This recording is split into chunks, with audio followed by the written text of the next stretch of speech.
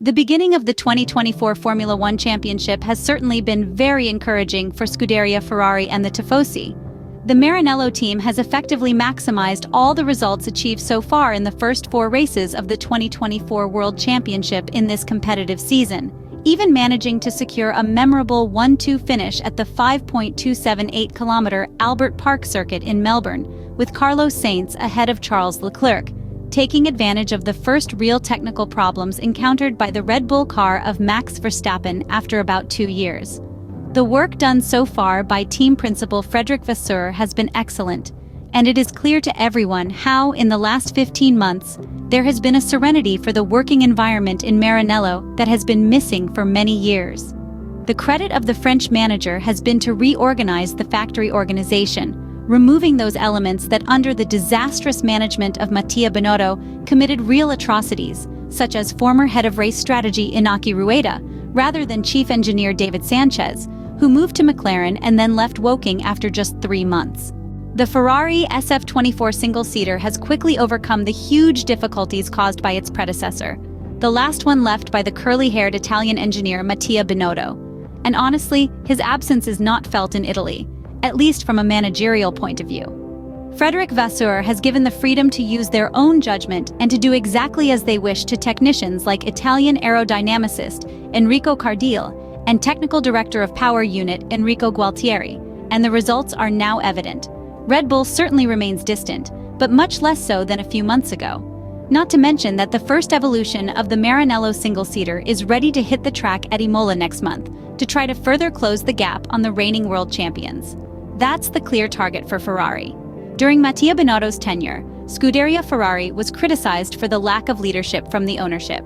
John Elkann, who has been president since the untimely passing of Sergio Marchionne back in 2018, has always been very introverted, at least publicly. He made questionable statements, and for a long time it seemed that the Formula One racing team didn't interest him much. In short, everything was a bit left to itself, and indeed the results never came. In fact, the Maranello team had to endure the humiliation of being caught red-handed between 2019 and 2020 due to irregularities of the power unit, which penalized them for a couple of seasons. A sort of disguised disqualification, so to speak. Clearly, we have no idea what the deal with the FIA was, but well, in reality, we've all got a bit of an idea, and that alone would have been enough to send those responsible for this blunder home. Honestly, quite embarrassing for a brand, a name, and a history like Ferrari's. With the corporate reshuffle, the exit of Chief Executive Officer Luis Carey Camilleri due to health reasons, and the arrival of Benedetto Vigna, the company took a first turn. Then, the focus shifted to the racing team with the belated, more than ever, departure of Mattia Binotto and the arrival of a racing man like Frederic Vasseur.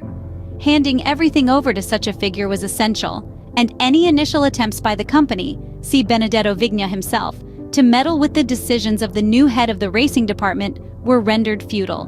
Fred Vasseur had to and must be given free rein, the freedom to make decisions as he believes is best. There should be no interference. And that's what has been happening in Ferrari over the past year, to the extent that we no longer hear any Formula One-related sentences from the former Apple CEO, while John Elkann probably has figured out how to move in recent times, stepping in when necessary. The president of Ferrari had only one goal since Frederic Vasseur became the team principal of the historic Italian team: to bring Lewis Hamilton to Maranello and give the red car, once again, a 7-time world champion, thereby matching, if we can call it that, the record of the Mercedes team, the only Formula One team to date to have had 2 champions with the highest number of championships won. Even the president's way of doing things at Ferrari has changed diametrically. Evidently, experience pays off even for such a high-ranking profile, fully supporting the return to the FIA World Endurance Championship with the 499P. And believe it or not, the team won at Le Mans after 50 years of absence. Taking everything into consideration, the path set by the new Ferrari top management could lead to exciting results in the coming years, which is what all Yes Ferrari fans hope for, and perhaps the entire Formula One movement in general.